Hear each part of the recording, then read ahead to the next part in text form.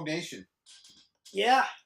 I just want to say that finally, this film gives us the perfect IMF team. Yeah. Okay. Finally. Like, I'm going to say this, though. So, the opening sequence for Ghost Protocol was different. Different. And cool. Yeah. The opening sequence for this one, different. Awesome. Awesome. Very Bond-esque. Yeah.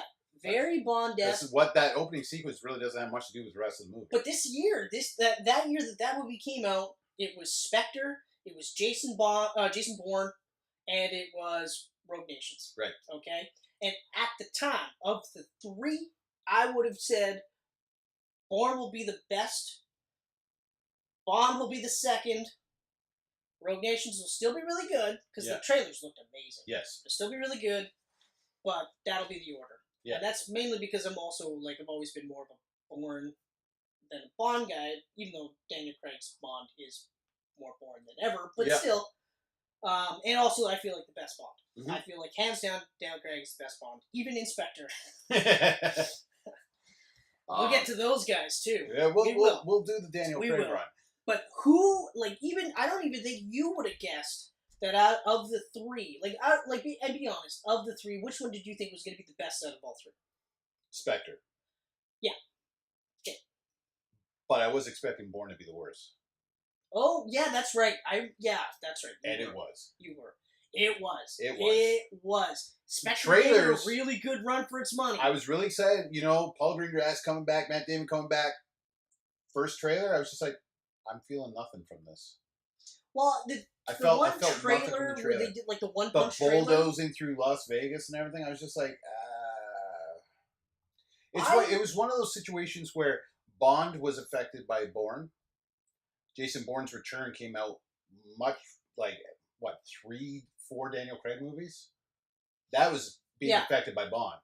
Yeah, and that's the irony. And that was the problem. That was the irony. And also, as much as I hate to say this, because I felt like Matt Damon and Greengrass really understood the character of Bourne and what the Bourne movies really needed, they kind of went in there and said, okay, well, we need this. They had a checklist, so to speak. We need this, we need this, we need this, we need this.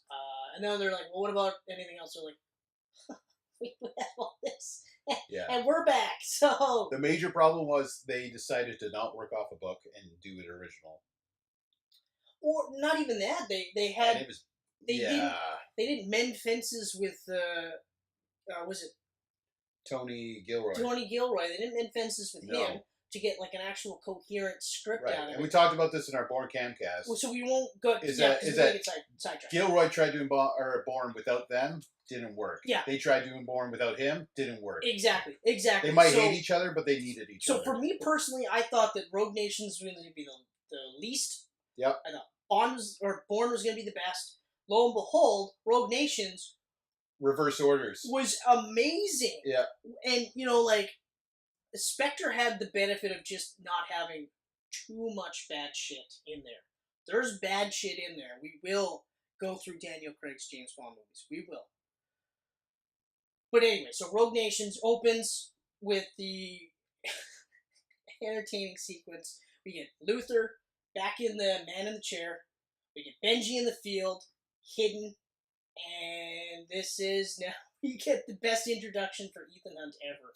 Yeah, that ginormous plane stunt. Full on. Blown on its friggin'... Just the first introduction, runs in, hero pose, runs to the train, I'll figure it out, gets on the side of a fucking train, and in one clear shot... Plane. On the side of the plane. Plane. You said train. I said train? Automobile? Automobile. Planes, trains? He does them all. Automobiles. Hasn't done a spaceship yet. Waiting for our Moonraker. I thought you were going to go Spaceballs and have the John Candy link. Oh. Because of plane, trains, and automobiles, and Spaceballs. And I fucked it up again. But that's okay, because you can't read minds. No. So. And you're a better comedian than I am. I don't know if I'm a comedian. I just say funny things. Anyway. But that whole... Yes. He runs in, hero pose, runs straight to the plane. Love and the then hero pose. Grabs onto it, and in a continuous shot, you see it leave the ground. Yeah. And again, you're just like, this guy's fucking crazy. Not like Ethan Hunt. Ethan Hunt, the character, fucking crazy. Yeah. And I love that you do get his motivations at some point. But Tom Cruise is fucking crazy. He's nuts. Because he's 53 in this movie. Yeah. He's hanging on. His feet are slowly starting to blow upwards. Yeah. Now, there's harnesses that we don't see. Oh, obviously. There's harnesses that we don't see. But I don't give a shit because you see his feet start to dangle. You see the plane take off. Yeah. You literally go, if he lets go, I don't care how good that harness is. Yeah. If he lets go, it's going to hurt. He's probably dead. Yeah.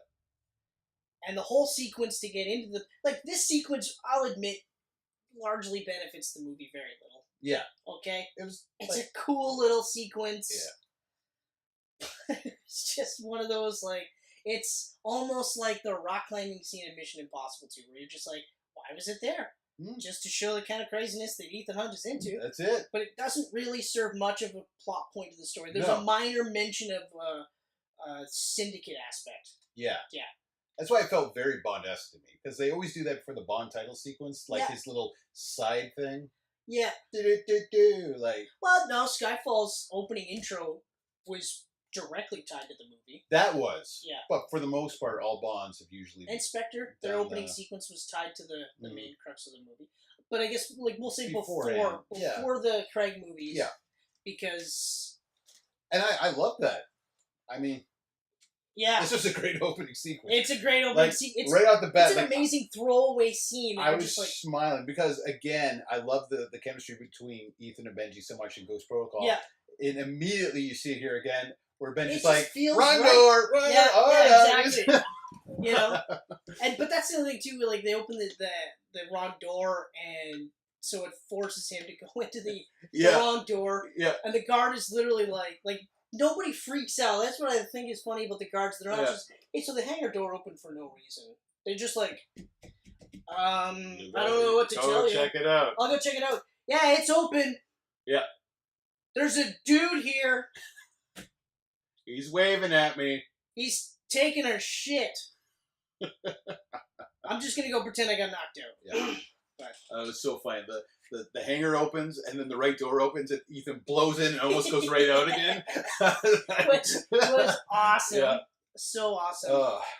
But then it leads into one of my favorite parts of the movie, where he goes to the record store, you know, and then goes into the special room, and it's that whole your mission if you choose to accept it. Oh, joke's on you. It's the Syndicate, bitch. Yeah. And we're going to fuck you up. And then they throw the glass up, and then Solomon Lane kills her right in front of him. Yeah. And then gasses him, and I was just like, because, like, that's a crazy way to subvert expectations. You're immediately going, okay, what's the mission? Oh, shit. The mission is the Syndicate is going to destroy the IMF and fuck you up, Ethan. It's not anyone else. It's your dad. Yeah. And I was just like, holy shit. Holy shit. And I mean, even the similarities to Spectre is hilarious, where you have this secret rogue organization. Yep. Exactly, yeah. And I remember that was one of the things I said when we watched, we both finally watched it, and I thought, like, man, it's crazy how the plot points are so similar. And Rogue Nation's just nailed it, you know? But yeah, so right away, so then, you know, Hunt's taken prisoner with the bone doctor. Yep, the bone doctor. Just these Russian like, all of these guys are just former agents from various different things that have died in the field, so to speak. But that's the cover for them to be part of the Syndicate, to basically just destabilize IMF and then do their own thing, be their own IMF. Yeah, which is a crazy thought that these extremists, I don't want to say terrorists per se, especially because of what Lane says later on in Fallout, you know. Massive spoiler, they don't kill Lane. I love that too. Exactly. Yeah.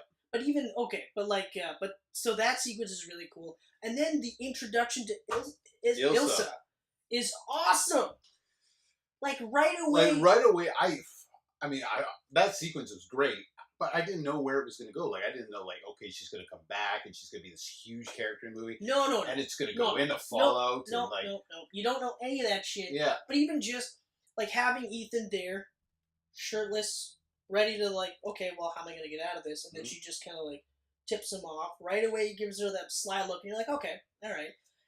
And then that awesome fight scene where they take out all those guys, and she's starting to do that Black Widow-esque flipping and like throat choke thing, grappling, crazy capoeira. I don't even know. I loved her fighting.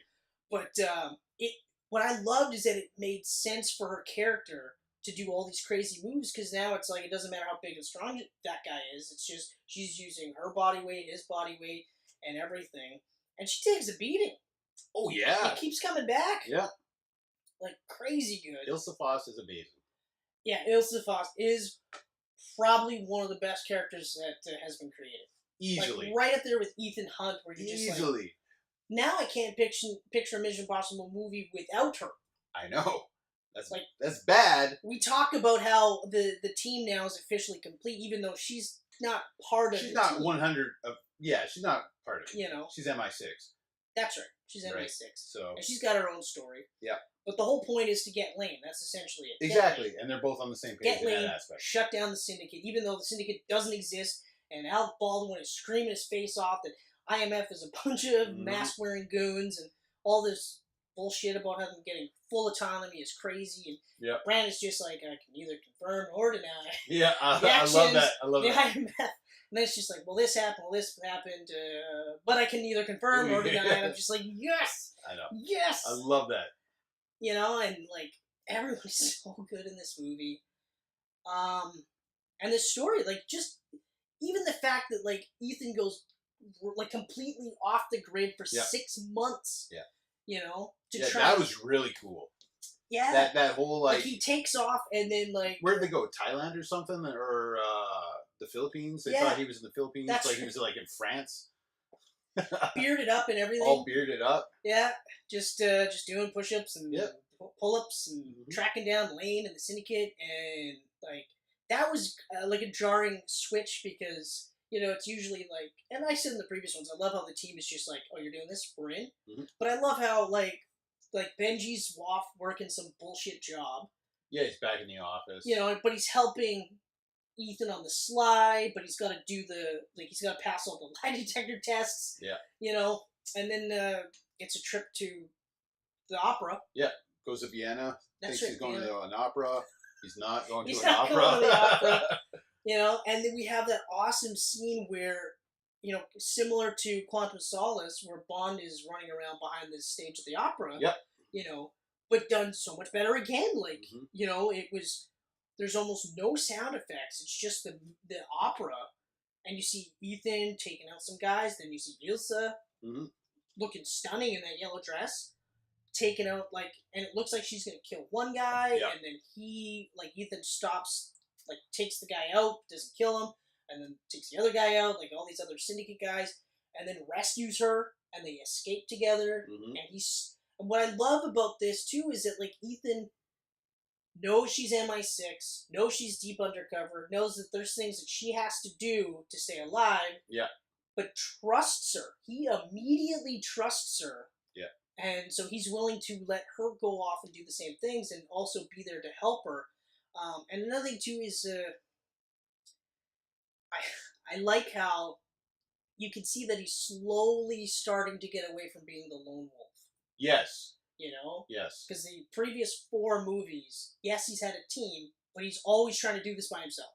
We find out why in Fallout, why he tries to do that, but eventually he starts to trust that the team will be there to catch him when he falls, and vice versa. And I love that we start seeing those elements there. But I also love how we start seeing how the rest of the team is starting to look at Ethan like, you're fucking crazy. I know. Like, you're nuts. So great. Because the Vienna thing, it leads right into this, like, buddy cop movie thing with Ethan and Benji. Yeah. It's hilarious. It's action-packed. It's great. It's hilarious. It's so good. The car chase is just like, buckle up. And Benji's just like, like, just screaming. You skipped ahead on a vital issue. Oh, I did.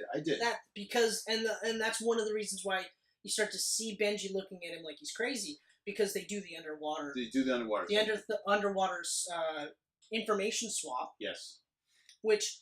Amazing scene. Beautifully shot. Amazing. Absolutely amazing. And also another movie where Ethan dies again. Yes. He dies in number 3. he dies in this movie. Which is great, because it's showing, like, this guy's not invincible. Exactly. He could die at any moment. You know, like, he was invincible in Ghost Protocol. Yeah. You never got the sense he was never going to make it. The Rogue Nations literally doesn't make it, you know, and Ilsa has to save him. I keep trying to say Isla, like Isla Sorna. Every single time. I said that a bunch of times in the theater, and I remember just being like, Isla Newborn, Isla Sorna, Isla Faust. Third Island. But anyway, so she saves him into the underwater, and the underwater sequence is amazing. Just, like, even just the thought process behind it. It's beautifully They're gonna shot. Drop down. That's very, like, when I watched this in the theater in 3D, like, when he looks over and you see just that hole with all the water pouring into it, like, in 3D on a big screen, I was just like, oh, yeah, no, yeah, exactly. No, how the fuck do you jump into that? But that's another thing too that I love about this movie, where you actually have him literally be like, all right, so all I gotta do is I gotta drop down, hold my breath for how long? 3 minutes. 3 minutes. What was it? It was like, it went from a minute and a half to 2 minutes to 3 minutes. Yeah, it was like, well, it's a minute and a half, but because you're going to be working against it, you're going to be working harder, so it's actually for 3 minutes. And he's like, okay, so for 3 minutes. Yeah, you could do that. You're Ethan. Yeah, and it's just like, all right. Yeah. It dives in, and I like that you get the sense that, yeah, he's incredibly confident, incredibly capable. He doesn't want to do this. No. He does it because he has to. Yeah. He realizes that he has to, but he would rather not. You know, and that's the other thing, too, is, like, and this is similar to Bourne in that, like, he's a spy, but he doesn't want you to know he's a spy. He doesn't really want to engage anybody. He doesn't want anyone to get hurt. It's not like Bond, where they're like, okay, you're a spy. Nobody needs to know who you are. And he shows up and he goes, hey, my name's Bond. James Bond. And they're like, your cover was a totally different name. Now they know it's you. Doesn't matter. Doesn't Okay, matter. that's I'm fine. a spy. Don't worry about it. Where's my martinis? Come on, bring on the bitches. Yeah. And that's one of the things. Bitches. Yeah, I wish you said like it. That'd be great. I want to see that just in, like, a behind the scenes. Bring on the bitches. But like, that's one of the things that I love the Bond movies, but I always hate that it's like, out of all the spies, you're terrible. Mm-hmm. Like, realistically, they'd be like, hey, that guy just said he's James Bond? Check this out. I just killed James Bond. This is fucking crazy. That's awesome. I gotta get some money for this shit. He's totally dead. Oh, woo! You know, and then Ethan, like, kills that guy because he was hiding in the shadows. But anyway, so, but I like that he's just kind of like, I'll do it. That's fine, you know. Yeah. But she saves him, which is also really cool. Yeah, because she's watching the clock and she's just like, Ethan. But even in that initial scene where she's training herself in the pool, because she's going to do the jump, she doesn't do it. But she does it to save him. And I was like, oh, man, this is so cool. Yeah, right there, when you saw her jump in to save him, you knew there was, like, possible. Yep. But then at the same time, I was like, he's married. Right. Right? Exactly. We'll get to that. Which I like that they never really do that either. Yeah. Like, it's a mutual respect. Yes. You feel a connection. Mm-hmm. You feel the chemistry. Mm-hmm. But I like that it's still at arm's length because he's married. Yeah. You know? But then, so he's dead. They bring him back to life, and now Ethan's all fucked. That was so funny. You know? That's so funny. He's like, falling down. He's looped out because, you know, he held his breath for 5 minutes, died, was brought back to life. Ilsa takes the information that they actually had to steal, so she takes it, and now Benji is getting in the car with Ethan, who just came back from the dead, who's like, no, I'll drive. And that's where Benji's like, what the fuck is wrong with you? Yeah. You actually get a scene where he's just like... Yeah. Yeah, no. And now they're doing that awesome driving... It's totally like a buddy cop movie in that sequence. And she's on a motorcycle, and then Ethan's chasing her in the car, and then later the motorcycle scene. And I love how McQuarrie does these scenes where it starts off here, then goes here, then goes here, and it almost just kind of just does this thing, and then closes right back up. Because if you really think about it, the whole sequence starts at the underwater safe and ends with her getting away. Yeah, it's a really big, long sequence. You know, it's just as big, it's huge as the Dubai. Right, it is a nonstop, like, adrenaline there's ride. just that little bit of, like, they bring him back to life, and then right after that, it's just like, boom, here we go, bottleneck, open up, and then right back into the bottleneck, and then he's just like, she's gone. Yeah. And then you get to see where her motivations are. But before that, we get Brent going and getting Luther. Yes. To help him find Ethan. That's right. I love that too. He's and just I love Luther's like, I don't know you, don't fuck with my friend's attitude. Yeah. Like, I will mess you up. Yeah, I love that too. You fuck with Ethan, I will mess you up. And he's just like, okay, great. Yeah. Let's go. Yeah. He's like, I'm not going to look for him, it was Solomon. I'm going to look for her because there's more detail in the drawing. Yeah. And he's like, how long is this going to take? Found her. Like, done.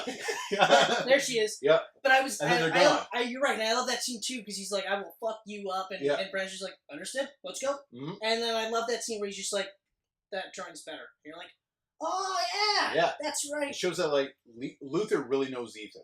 Oh, yeah. Like, he's really getting And that's another thing, too, that I like that ties into Ghost Protocol. Yeah. Where in that initial car scene before Wilkinson gets killed, he just does this. He goes, I'm looking for that guy. Yeah. And he's just like, oh, blah, blah, blah. And you're like, you barely saw that guy.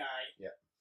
You drew it on your hand. Yeah. You know? So, and again, like, I feel like in the first 3 movies, Ethan is just your stereotypical action spy. Okay. Yep. Okay?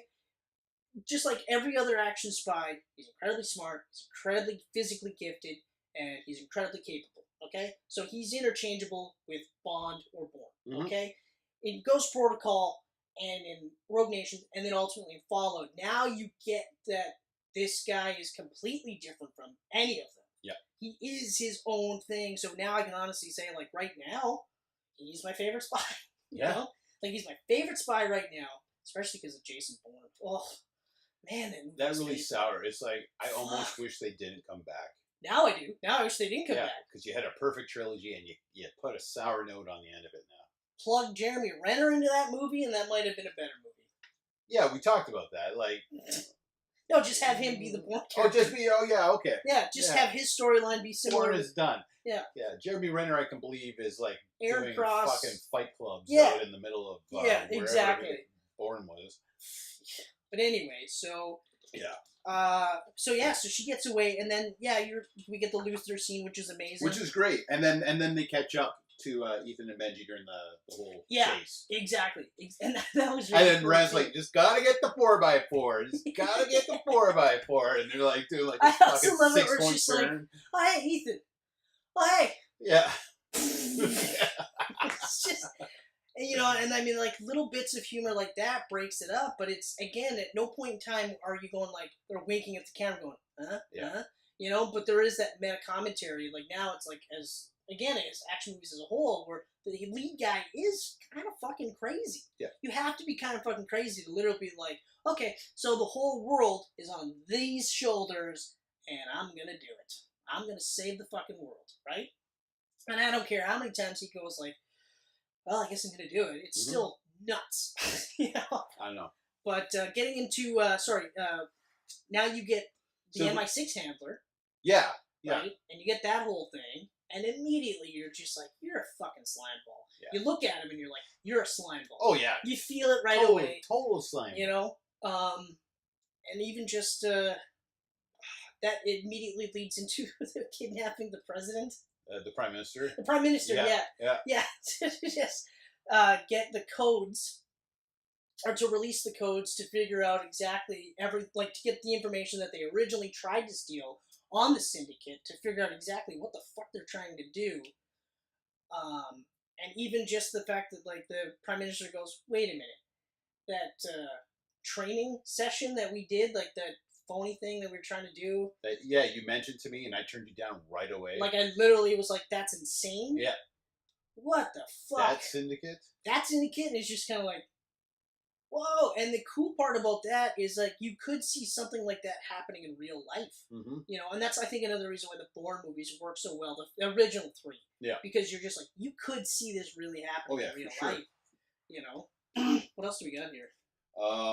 So we get, I love Alec Baldwin's, like, facial expressions during that whole scene. Yeah. Where he's just, like, listening, and then just like, holy fuck, what's happening? Yeah. To, like, it's just like this stun look, and then he starts to piece it the other way Ethan is, and then he's just like, oh. I also love the part maybe this guy is not full of shit. Yeah, maybe Ethan is right. Legit. He's onto something. Yeah. But I also love when he goes like, he's the living embodiment of Destiny? Was that the line? Destiny. Yeah, living embodiment of destiny. You're just like, this is mythical. Yeah. They've already, like, hit a mythical tone with Ethan. Yeah. So you get the sense, like, you know, like when James Bond shows up and people are like, James Bond, holy shit. I feel like if someone found out that Ethan Hunt was on the trail, they'd kind of be like, I don't know, should we just call it in? Yeah. Could we just quit? Yeah. Because let's go home and live. I heard somebody say he was the living embodiment of destiny. I don't know what the fuck that means, but I don't want to test that. I'm good. I'm good. Hey, I'm over here. Just, look, I'm over here. Catch me. I'm done. Please, don't hurt me. So let's go into Sean Harris as Solomon Lane. Amazing. I loved his character. He is so unbelievably creepy and just like this pure evil, like the sense of pure evil. I get no good vibes from him. No. There's nothing like where you could kind of see maybe his motivations. You're just like, he's like one of those guys that just wants to watch the world burn. I know. And the voice though. Like just like, yeah. It's, it's really creepy. Like this sort of whisper, like British almost accent. like a Marlon Brando type of. Yeah. Exactly. Like it was just, it's hard to duplicate. Yeah. But perfectly creepy. So good. So good. Because I talked about crazy cunning too. So cunning. Like I love when he straps Benji up with the bomb, has the Google Glass on there, and he's talking through him, and he's just like, I'm gonna kill everybody. Mm-hmm. Give me what I want, you know? And then skipped over the okay, well we'll talk more about Lane, but there's a couple things that I missed that I thought were awesome. But okay, we'll hop back into it. Oh, okay. Because we'll get into Solomon by the end again. So yeah, exactly. So immediately when Ethan does get the information, what does he do? He looks at the screen, destroys it. Yes. Destroys it. Remembered all those numbers. And then literally, because once he finds out that it's bank accounts to fund the Syndicate, that's the whole purpose of this, was the money, you know. And then they have the scene where they're sitting down. You got Ilsa there, Benji's there, and he's just like, and this is like right away. This is where I go. This is where Ethan realizes that he can't do it alone. Mm-hmm. This is it right exactly. Here. This is the exact moment where he goes, okay, the team that I have, like, I mean, technically he's never really doing it alone because he's always had Luther. Yeah. And at some point, like, once he gets Benji, Benji never leaves his side. Yeah. You know, but this is where he kind of goes, yeah, but I need to do this with these people. You know? And, but I love the scene where Solomon is just like, I want it. And he goes, okay, well then, I'm the guy. Mm-hmm. I have everything. Yeah. Or do you want to take the chance that I didn't remember, you know, every single bank account? And then he's just like, yeah, whatever. There you go. Mm-hmm. That's $50 million right there. Yeah. And he's just like... puts it in. Shit! Well, fuck, I can't take this chance now. And then there's that awesome scene where he's just like, okay, kill her, but don't kill him. And they do that awesome scene where now he's stepping in front of her, she's shooting over him, they go back around. Exactly. And then they branch off again and have these two quietly awesome scenes where he's trailing Solomon. Yeah. And then eventually getting trailed by Solomon. And she's against the Bone Doctor. And that fight scene is awesome. Knife fight. A knife fight. Yeah. And then, like, I love it where it ends up where she's up top and then just... I know. Right down. Oh, man. She is so awesome. Oh. And then they get Lane and they capture Lane. They don't kill him. They capture him in the same way that he got caught at the beginning. Amazing. And I was just like normally I would go, especially when you build up Lane like that, you go, man, they should have had a fight scene. But the way he beats him with his brains, with his team, and it's awesome. And then you're just like, oh, fuck, wow. And then they have that awesome scene at the end between him and Ilsa, and they just share a hug. Mm-hmm. They just share a hug. That was great. There's none of this bullshit kiss or anything. She said, well, come with me. Let's get out together. Yeah. And, I loved it. The glass box was great. Solomon's just freaking out, just like, and that look on his face. Like he's just punching, kicking. Yeah. He's just, and he is enraged. And then once he finally passes out, Ethan just kicks the box over, just a boom. Nope, just the... Or the push. The push, does the push onto it and just like, get him out of there. Get the shit pile out of here. Oh, man, that's awesome. Yeah, I mean... And then you get that awesome upgrade for Alec Baldwin where now he's the senator. Secretary. Secretary, yeah, that's right. Yeah. Perfect. And that was great. And they're just now like... he saw what the IMF is. They're just like, okay, so earlier when you were saying that everything about these guys is horrible and they should never be allowed, yeah, it was deep cover because of the nature of the Syndicate and all this stuff. Okay, so then you would, well, the nature, I can't confirm or deny. And you're like, yes, yes. Yeah. So great. Loved it so much. Oh, man. In fact, like, the chemistry is so great with everyone in this movie that when we get to Fallout, because I'm done with Rogue Nation. Rogue Nation's one of the best movies I've ever seen. Yeah, I mean, I said Philip Seymour Hoffman was my favorite villain in the series. I take it back now. Because like when I watched Rogue Nation again, watch Fallout, and especially now after watching Fallout back to back, like Solomon Lane, like Sean Harris's performance as that character. For a guy that didn't want to do a franchise sequel. I mean, like if a coin has two sides, Ethan is one, Solomon's the other. Like they are perfect, 100%, perfect, 100%. Because who else is going to lead the evil IMF? Yeah, I want to be Solomon Lane. Yeah, and actually, like I wrote, like the Syndicate's amazing. Yes, the idea of the Syndicate is amazing. It's an anti-IMF. Yeah. It is like the Brotherhood of Evil Mutants to the X-Men. Exactly. Exactly. It's like what Spectre should have been in Spectre. Exactly. You know? Oh, man. I mean, yeah. Yeah, I'm good. This one to follow. Rogue Nation's fucking awesome. Rogue Nation is so good. So good.